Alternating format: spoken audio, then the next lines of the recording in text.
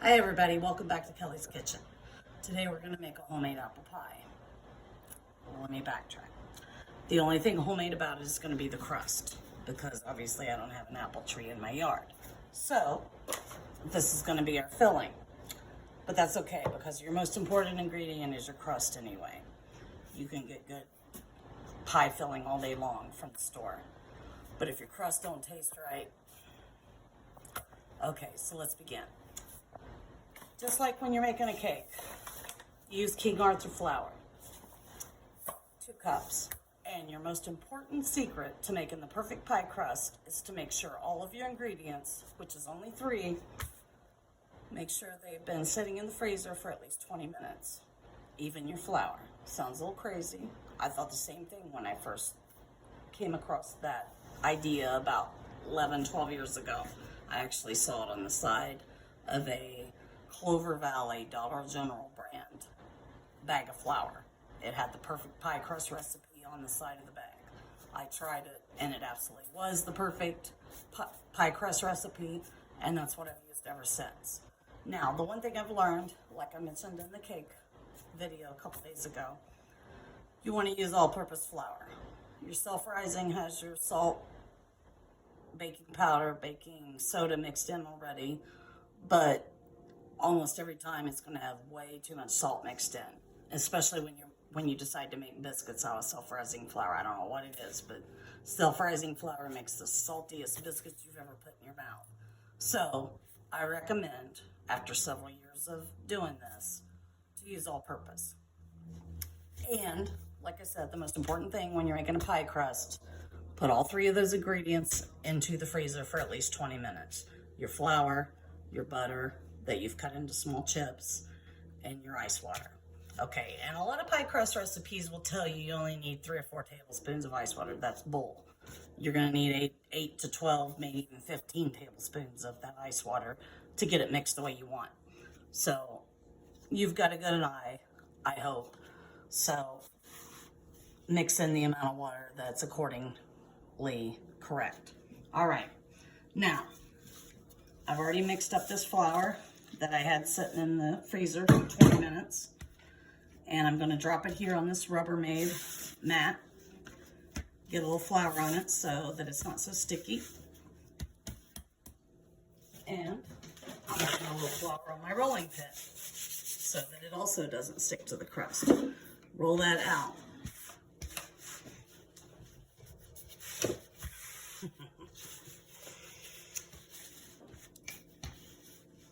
Okay, roll that out, up and down, and side to side, till you have the pie crust you need. And we're going to use a solid pie crust for the bottom part, of course, and make the same thing for the top, but cut it into the French strips, which is my personal favorite for an apple pie. You can put a solid crust on top if you like. I like doing the strips. Okay, let's get our pie crust. Pan, I meant to say.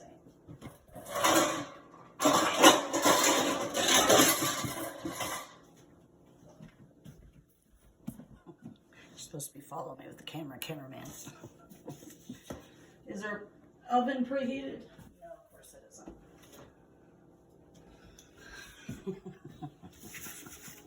This is my second video. Please bear with me. All right. You do not need to grease your pie pan, because your pie crust has so much butter in it. So just put that bottom layer in. Get it patted in well. Are you pointing this on what I'm doing?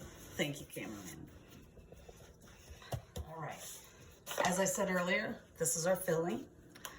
Now, if you happen to have an apple tree in your yard, or a cherry tree, or a mulberry tree, whatever it is, go out and pick your own fruit and make these pies with. That's awesome. That'll just make it taste even better. And as it is, I don't like the way this looks with 1 can of apple pie filling. Fortunately, I happen to have an extra can over here, so I'm going to dump 2 cans in it.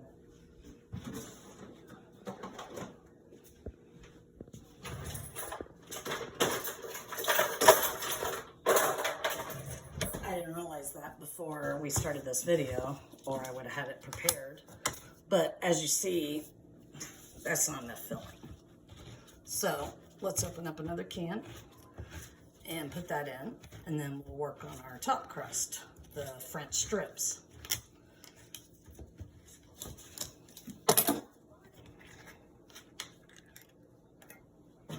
All right, dump that second can of apple pie filling in. Try to get it as even as you can.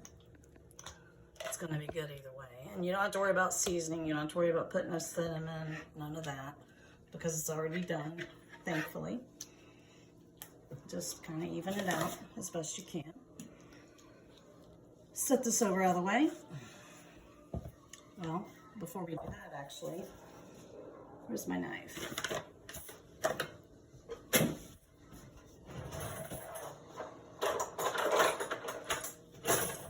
Let's cut this excess crust off the side, because we want to do that before we add the top crust anyway. And actually, you can add this to your top crust, this excess, if you need it, to make sure you have enough. I'm pretty sure I do have enough, so, but I'll set it off to the side just in case. Haste makes waste, as you know. Okay, set that off to the side. Here's the ball of dough that I already made. Let's get a little flour spread on here so it doesn't stick. Put a little more flour on top. Roll that out.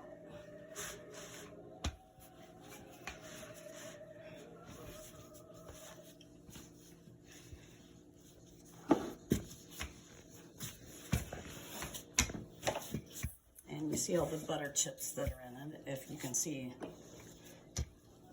close enough. Roll it out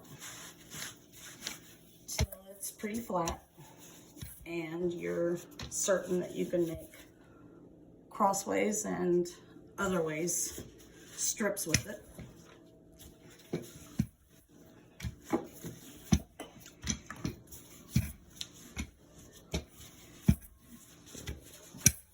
All right, that ought to be good enough. Let's get our knife. Actually, let's do just a little more, just to make sure. Better to have it not need it than to need it not have it. Okay, let's get our knife and start cutting some strips here.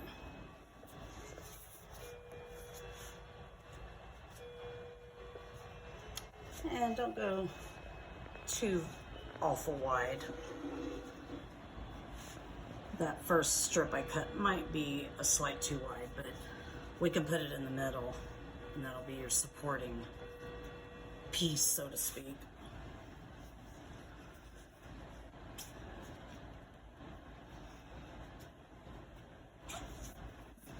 And of course, go along the bottom and straighten them off, so it doesn't look like a bunch of whatevers you've got on there.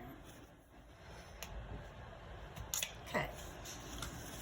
Let's go ahead and get the strips we can get out of this last piece of crust here.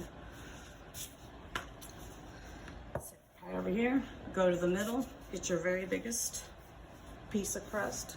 Let that be your middle supporting piece, so to speak, as I said. And of course it's going to hang way over, that's okay. No big deal, it's going to be trimmed. Save your largest pieces for the middle. Like this here.